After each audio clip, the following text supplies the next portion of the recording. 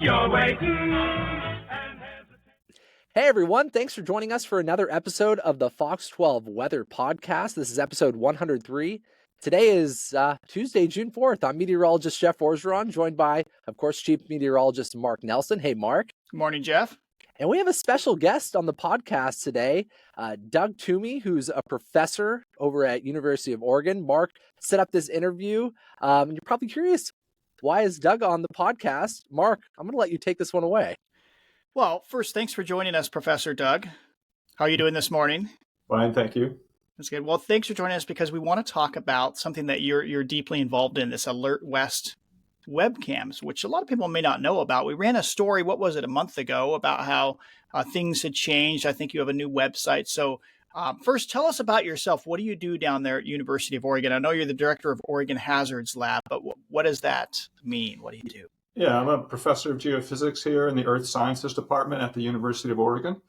The Oregon Hazards Lab is a group of highly skilled people who deliver Shake Alert to Oregon, as well as the entire West Coast. That's the earthquake early warning system that people can have on their cell phones, for example. But we run also mountaintop pan-tilt zoom cameras for early fire detection and suppression. And our focus is on multi-hazards, trying to reduce the hazards that we experience in the Pacific Northwest and provide actionable information to the public and to first responders so that we can be more resilient as a society. Now, as soon as you said cameras, we're TV people here. Yeah. And we get all excited when we hear of new sources of information. And I think it was maybe 2 or 3 years ago when I first ran into some of these cameras. I'm like, oh my gosh, they're putting cameras in the middle of nowhere up on mountaintops. So how long has this been going on? And it'd be great if you have anything to share here, some pics or your website and what's changed. So, and by the way, who is in charge of this? Who is running these cameras? Tell us all about it. Yes, I'll tell you all about it, and I can share my website here. By the way, I have a friend that works for Pacific Gas and Electric in the San Francisco Bay Area who has been utilizing this webcam network for quite some time, for the past decade or so. So I think it's been around for a while, but it seems like it's finally starting to work its way more so into the Pacific Northwest. But of course, Doug, we'll let you kind of elaborate on that. Yeah, I will. Jeff and Mark, if I'm going to share, Google has asked me to quit and reopen. Oh, we don't want to do that. Yeah. We don't like I've to got quit. a better idea. Jeff, you could go. You could try. We might be able to bring the link in. Mark, do you have a link to? I do. Yeah, if Let me you do type that. it, Talk amongst yourselves. Yeah, I think if we just bring it into a toolbar, then Mark will be able to share it, and maybe Mark will drive it, Doug, and then you can kind of just guide him through the website. Yeah, I'm just putting the correct. Try that. It's not live. I apologize for that. Your app said you're going to cut all this out, I hope. Oh, maybe not. Sometimes we just go with it. It's kind of fun. Good. Yeah. Let me give it a try here. Hang on. Everybody stand by. Yep. There we go. There we go. Can you see it? It should be coming up right now. Yep. Yeah, fantastic. Thanks for that. So, we began as a seismic network operating cooperatively with the University of Washington, the Pacific Northwest Seismic Network. So if you live in Washington or Oregon, we've had a seismic network for decades here. And then roughly around 2015, we started building out the West Coast-wide Shake Alert system. Okay. So that system has to move data in real time to data centers in Seattle, San Francisco, and Los Angeles. Roughly around 2016, 2017, we saw other universities that were running seismic networks also expanding into wildfire detection. And so we reached out to the University of Nevada, Reno, and the University of California, San Diego, and really pioneered public-facing cameras that the public can see for situational awareness. So we know, for example, in California, where the camera system has expanded very rapidly, that there's a fire culture that develops around the cameras and people use them for situational awareness. Sure. In addition to that, we provide first responders, the fire community, credentialed login so they can control the pan, tilt, zoom features of these cameras. And the cameras, through the partnership we've established with Alert West just this year, have AI detection so that they can detect smoke or heat at night, or changes in near infrared signatures at night, And then there's a human in the loop that says, okay, we see an anomaly that's been detected by AI, and the human in the loop confirms whether or not that's a fire, and they call it in to first responders so they can respond. So it's been a rapidly expanding camera system. It's the largest public-facing camera system in the world right now. It's primarily University of Nevada, Reno, University of California, San Diego, and the University of Oregon have about 1,200 cameras throughout the West. We're expanding into other areas with other partners, with Alert West, and, for example, Colorado State University is interested, universities in Arizona, etc. So you can see as Mark's zooming around in this camera, you see different, on this website, you can see different symbols. And so the blue triangles are ones that have full functionality. They're pan-tilt zoom cameras that the universities own and operate. And he clicked on one here. That's the Brightwood camera. Mm-hmm. And you can see it has a pano at the bottom. It's rainy and foggy in Brightwood today, so not too much concern for wildfire there. Then you can see as he moves his cursor around that you can see where it's looking on the map. Oh, here. Oh, yeah. I see. Yes. That's a clever feature. Yeah. Look at that. So you know where you're looking and what you're seeing in that view shed. Now you can also see lots of yellow dots. These are cameras that are not fully functional in terms of pan-tilt zoom, but they are things like the ODOT trip check, right? Right. Yeah, we're used to those. We use those on TV. They're used to those. And so, but they also provide a fixed view shed that you can run the algorithm on and see whether or not you can detect an anomaly in that view shed. Right. So this platform is a place for the universities and ODOT trip check or aviation cameras at airports all to be integrated onto one system so that the public can have access to it and we can detect wildfires. That's interesting. Yeah, I mean, obviously it's used probably for other reasons, though. You mentioned perhaps maybe a tsunami is observed on the coast or, other hazards. It's Alert West, so it's not just wildfires, but it sounds like it's primarily for wildfires. No, I'm not sure if, let's hope we haven't detected a tsunami on the coast today, but potentially you can use them for a number of different things. We know, for example, the Life Flight Helicopter organization uses them to know whether or not they can fly into a certain location to help someone. We have over 200 registered users in the state of Oregon alone, including fire agencies, emergency managers, Life Flight Helicopters, Red Cross, utilities. It really is a system that can be used not just to detect a fire, but to understand met conditions on certain days. One of the things we want to know on red flag days, for example, is whether or not, how strong is the wind blowing, what are the wet and dry fuels in the ground, things like that. So they're very useful before a fire initiates. They're useful for that early detection. We know in California that about a third of the time they're beating 911 calls now. So wow, that's super. That is that's a great. wow. I mean, there's situations. They're much more built out than us, and so we have a mission to expand our camera network to have a similar density. Like if you were to zoom down on California, you can look at that. Yeah, it's obvious that there's a higher density down there than Pacific Northwest. Right. Yeah, they got started sooner, and there's also a difference in land use policy between California and Oregon. As many of the utilities in California are investor-owned utilities, so PG&E, SoCal Edison, San Diego Gas and Electric. And because of action by the California PUC to have a better fire mitigation strategy for the investor-owned utilities, they invested heavily and rapidly built out a camera system in California. When you come to Oregon, we have a much different land use pattern. There are investor-owned utilities in Portland and in Southern Oregon, but a lot of the utilities are part of the Northwest Public Power Association. So one of the things we do in our group, in addition to the technology and the science, is we spend a lot of time working with all the stakeholders in the region to help expand the system. So you Yeah. said there are over 200 or around 200 registered users on this platform, and I assume those are utility companies, Cal Fire, things of that nature. Do you have to pay a fee in order to be a registered user to be able to control the cameras and things like that? I mean, I'm sure a lot of people in the public would love to be able to do that in the media as well. Well, these really are for public safety, public service, so they're not that Right. the public can see what the camera is looking at, but we cannot give public access to the cameras, and we also cannot give it to the media. It is a system for public safety, public service. I couldn't imagine 20 people trying to move a camera at once. Right. Yeah, That wouldn't help you folks much at all. no, it doesn't.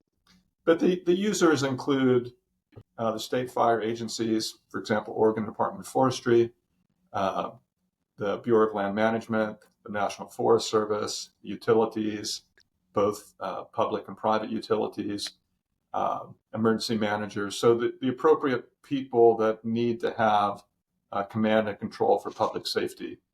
Now, you asked about fees. Yeah, that's one of our goals is to facilitate an alerting system for the state that's cost effective.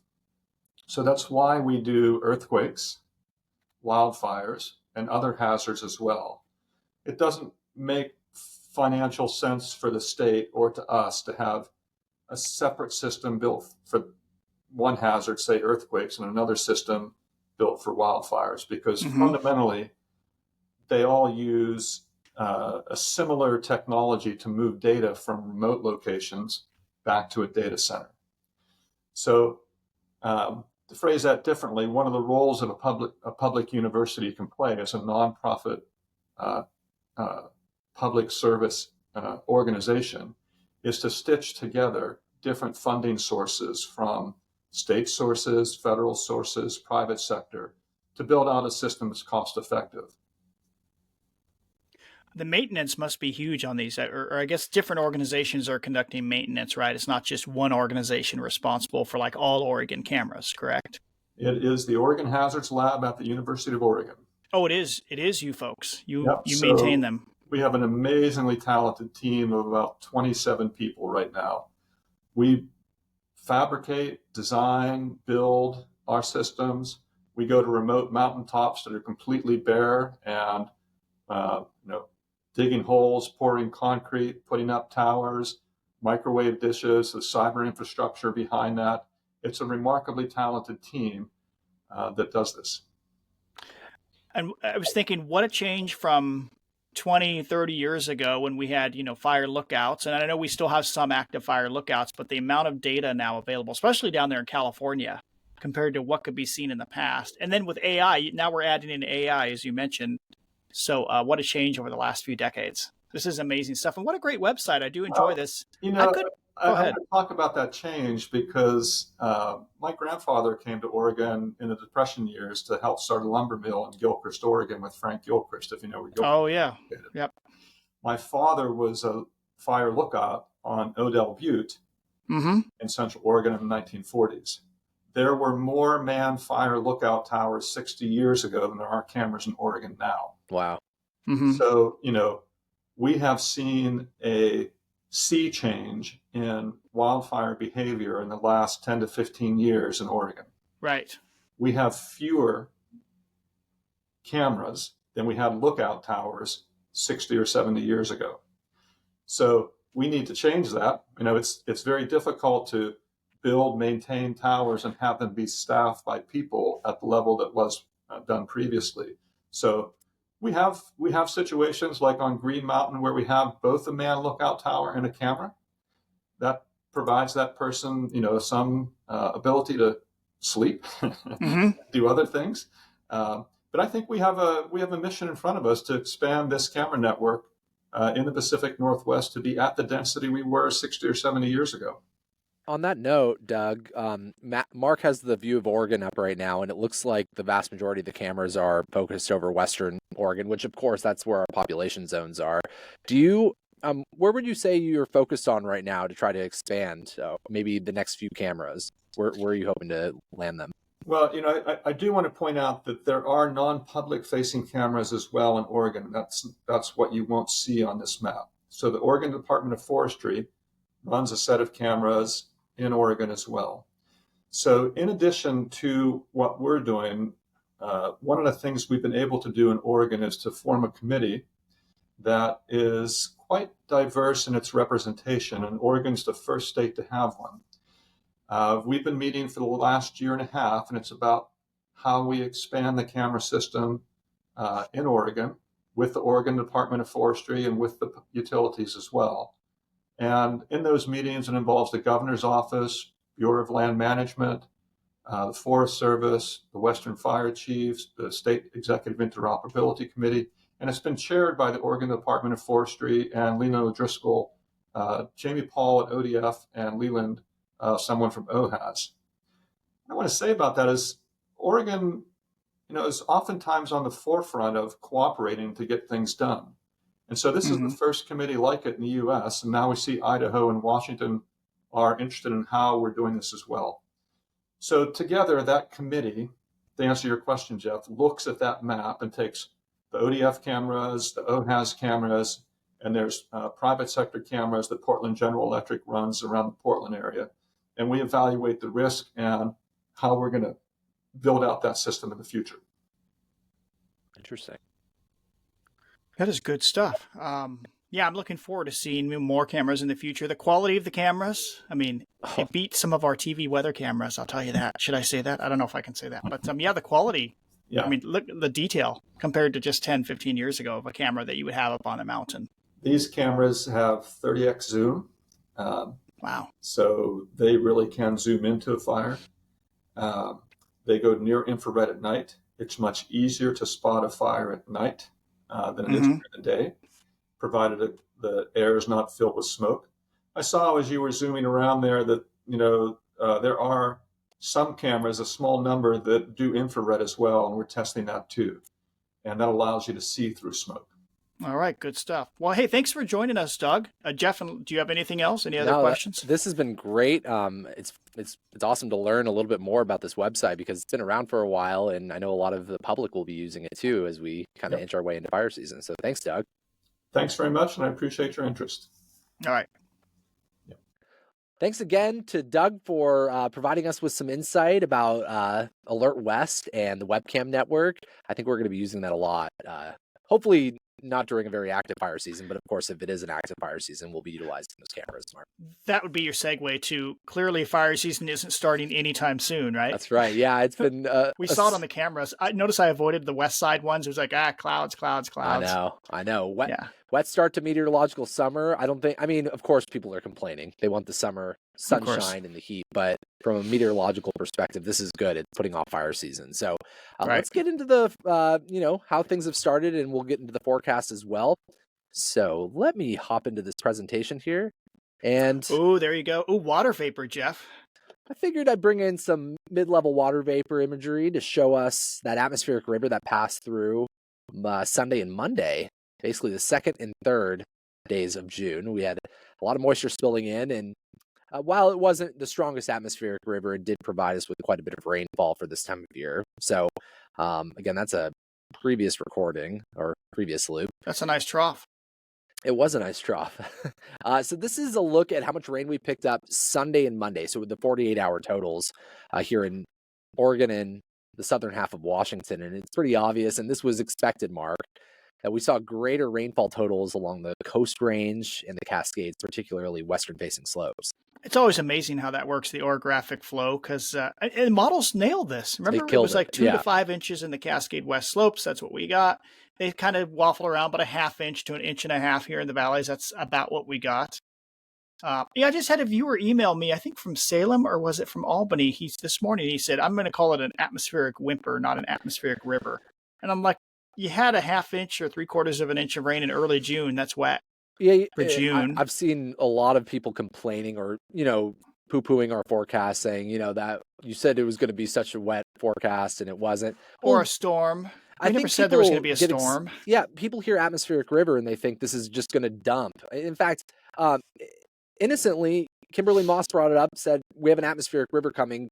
We have a big horse ride. 100 people were out there in St. Paul on Saturday or Sunday rather. Kim. Of course, the time. Yeah. Yeah, and she said, "Is this going to be like a downpour or a deluge, or is it going to be more of like a steady light rain?" And I said, kind of more like a steady light rain, at least at the start before that front gets closer. So, atmospheric rivers, we talked about this last week. They're categorized from an atmospheric level 1 to a 5. Atmospheric river level 1 to 5 rather, based off of how much moisture they transport and the duration of the event. This was a lower end one. This was not a very hazardous one. The rain never got super heavy, and although it was fairly windy, I mean, this was a fairly unusual event for early June. It was breezy. Yeah, I would agree. It's at the high end. Probably happens every other year once. So maybe.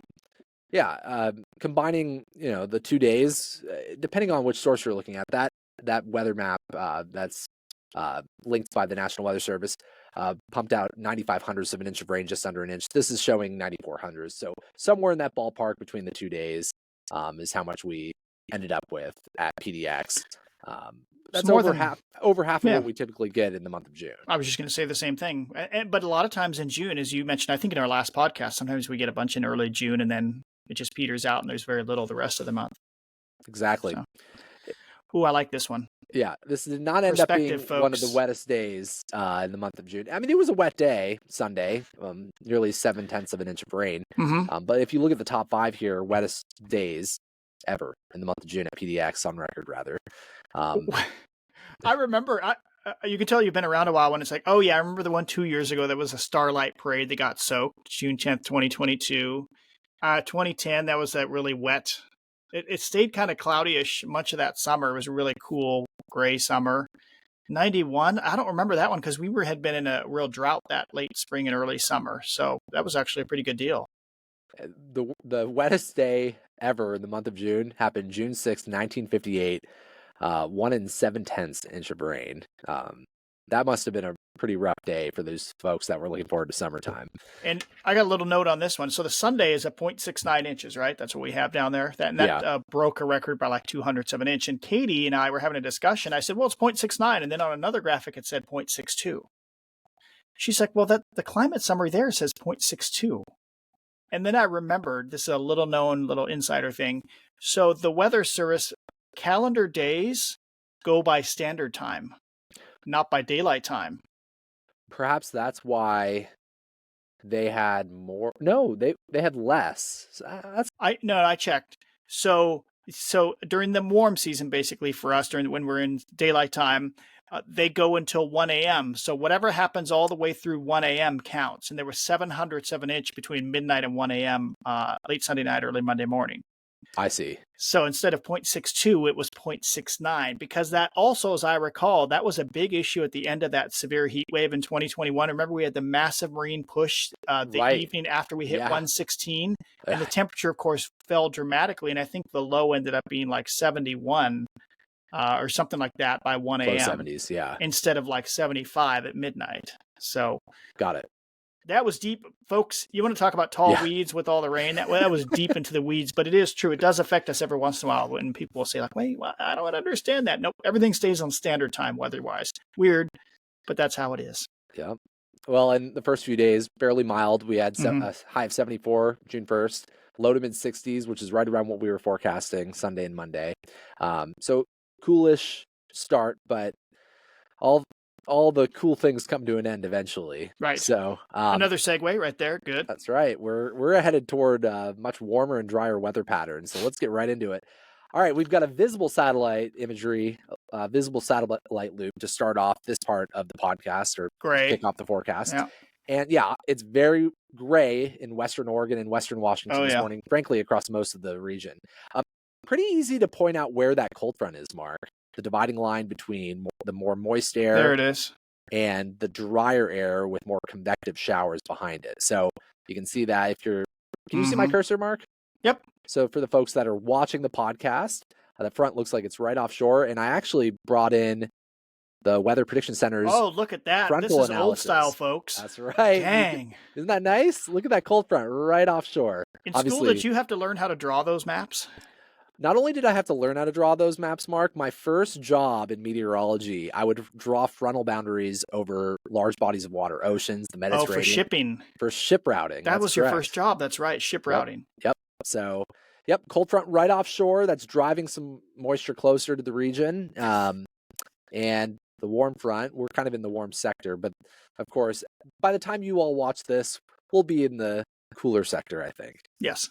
Actually, technically, it may be warm and 90 degrees next time you watch this. That's right. Yeah. And you see it. So let's talk about the upper level pattern. I brought in the overnight Euro run, and always a good choice. You can see the trough just to our northwest. That's driving a front down to the south and to the east. But we have warmer air to the south, courtesy of that ridge, a fairly flat ridge at the moment. So this is the upper level analysis for Tuesday afternoon. Let's get into Wednesday, and you start to see the ridge amplifying. That's correct. Nice word. We both had the same word.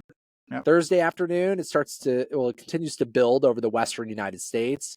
Friday, all of a sudden, we start to see more of an amplification offshore. And Friday, I believe, is our warmest day in the 7-day forecast as of Tuesday. I agree. Saturday, it looks like it's building more to the east of our region. Sunday, all of a sudden... Oh, go ahead. No, I got a thought on Saturday. Back up just slightly. See the little wiggle? There is a slight shortwave trough there, just right in there. Yeah. Yep. Just a little bit Saturday afternoon. Yeah. Something's denting the ridge. Maybe a little more onshore flow. Yeah, that tends to start onshore flow, but the ridge is definitely being dented a little bit as something goes by. Okay. Sunday starts to build once again over the west coast, right over us. It looks like the ridge axis. We'll see. Monday's interesting, Mark. I have the Euro, and then I'm going to show you the GFS outlook for Monday. So the Euro has strong ridging overhead, and this would imply 90s. Oh, yeah. But look at the GFS, a much weaker ridge, placed a little bit differently off to the east, perhaps. So I think the bottom line here, or I would say the uncertainty in the forecast is strength and placement of the ridge beyond 5 days. I'm a little bit of a nervous Nelly right now after what just occurred. You know, can you go back to Friday? Yeah. There. At one point, the Euro had a big, strong ridge over us. You know that, but the viewers may not. It had a big, strong ridge over us. We were thinking, holy cow, Friday and Saturday. I thought it could be 95 or 100 possibly with a sharp ridge right over the top of us. And then instead, the westerly flow kind of is punching it down. Okay, so then we go back to, let's see, you got Friday, Saturday, Sunday, Monday, and Tuesday. Do you have a Tuesday? No, Monday's last day. I don't. Yeah, but I don't know. Maybe this is more likely. The GFS was a little better at having this westerly flow. Unusually strong westerly flow for June seems. We were the skeptical. GFS is doing that, and isn't the Canadian doing that a little bit as well? Yeah. I'm thinking, maybe they're keying on to something that's a little different in June. Like, hey, it's going to be hard for ridging to pop up. So that's why I'm really skeptical of the Euro for now, because the Euro ensemble, that was not the ensemble average, was it? It was the operational model. Yeah, I've got the ensemble average up right now. Yeah, the ensemble average on the 500 was flatter looking for sure. You know, last week I think we recorded on Friday. We were talking amongst ourselves, but on the podcast, saying, "I wonder which model is going to win out." It was pretty obvious there were discrepancies. The Euro was coming in hot, maintaining the heat in the ridge, while the GFS kept breaking it down, pushing it east. We were kind of in that Goldilocks zone, and it's hard to believe King Euro seems to be underperforming a little bit. It is. Well, it is, although the GFS had like plus 8s and 10s at best. Yeah. It even had showers, I think, Friday, Saturday at one point. It had a really flat ridge or no ridge. What we chose the GFS did come way up. We chose to go middle of the road, and I think that was the right call. We did. I'm glad. I almost was going to call Friday. Was it Saturday? Last Friday or on Saturday? Yeah, the Starlight Parade Day where we didn't have a show, but I did the forecast here at home. I almost was going to call this coming Friday a first alert weather day, assuming we'd be well into the 90s based on the Euro ensembles even. And I was like, let's give it one more day. And sure enough, it started to back off. So I'm glad we did not do that. So this is the Euro ensemble outlook. We like to focus in on the 850 millibar temperatures. And, only perhaps 1 or 2 days does it put it in the ballpark of 20 degrees Celsius at 5,000 feet, which would imply 90s, well into the 90s. But when we have a lot more 10 to 15 degree readings at 5,000 feet, that's more mid to upper 80s, would you say? Yeah, especially without offshore flow. It appears that the only chance for offshore flow right now is for, I'm not counting the extra ridging maybe next week on the Euro, or on the Euro like Sunday, Monday. But for this thing coming up, Thursday, Friday, Saturday, we don't really get offshore flow now. It looks like Friday's just flat briefly. Then we go back to onshore flow again Saturday. So that tells me a plus 20 with just flat conditions. We can hit 90, 91, 92. That's possible. Yeah. And I just want you to note long range. We won't put too much stock into this, Mark. Oh, there it is. I don't know which cursor is working, but I can see. Okay. Oh, yeah. Notice there is a dip like after the second week of June. I'm just going to point that out to you. Now let's hop over to the GFS ensemble outlook. Oh, look at that. See, flattening again. Yeah. I mean, I don't see anything extreme for the foreseeable future. We don't have any extreme heat. Yeah, in fact, we may be entering, I think a plus 5 is below average, because I know the May average 850 millibar temp is, I think, plus 6 or plus 5. So June has to be like 8 or 9. And this is around as we approach the summer solstice, June 20th, which is peak solar heating. I mean, if we have intense upper level ridging combined with that solar heating, we can have extreme heat. But both of these computer model outlooks imply that we don't have anything extreme coming for the foreseeable future. Maybe some 90s peppered in here and there, low to mid 90s at most, but I don't see any triple digit heat coming. No way. And we may have a period of cooler or showery showing up maybe mid-month. Boy, if you just look at the operational run of the GFS, that's the blue line, which is going to flip around wildly like a fish out of water, as they say. But look at that. It's around 0 the morning of Saturday the 15th. That would be snow, timberline.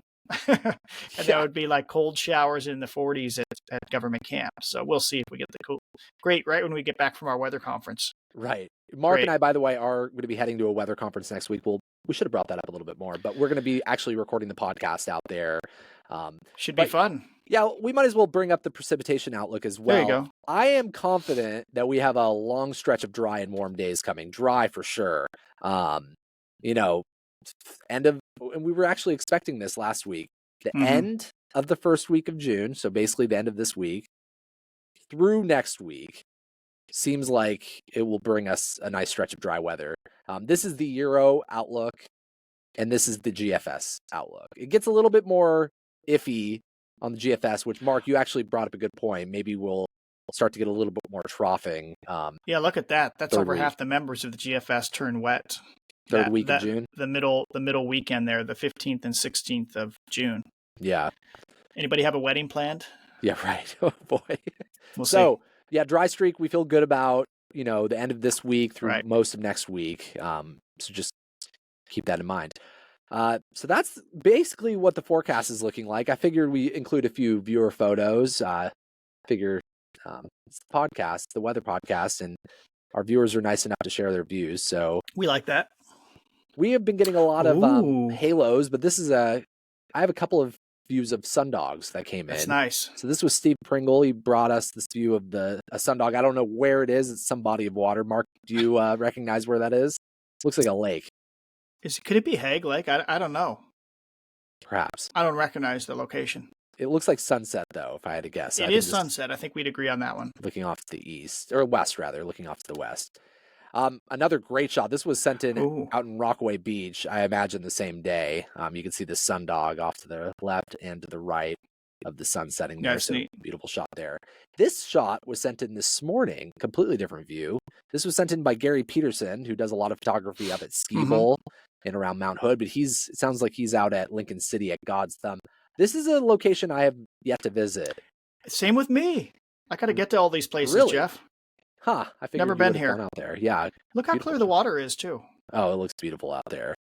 So thanks to Gary for sending this in, and of course everybody else that sends in their photos. Best way to do it: weather app, news app, or go to kptv.com/weather and just click the submit photos tab, and we'll potentially show them on the website, the podcast rather. What am I trying to say here? We're everywhere, folks. Digital is all over the place.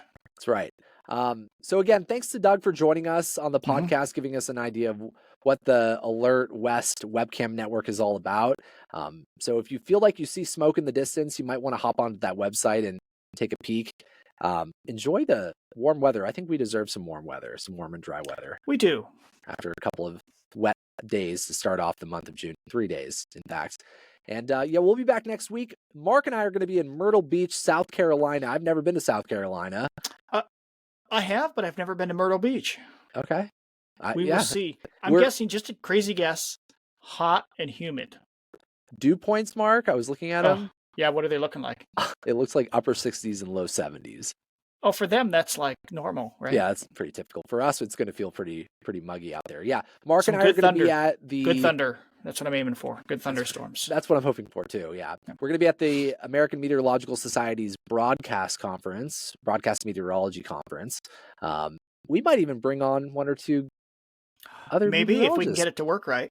Yeah, we'll see if we can do that. So, again, everybody enjoy the dry and warm weather, and we'll see you in about a week. Talk to you soon. You're waiting and hesitating, and please tell us about the weather.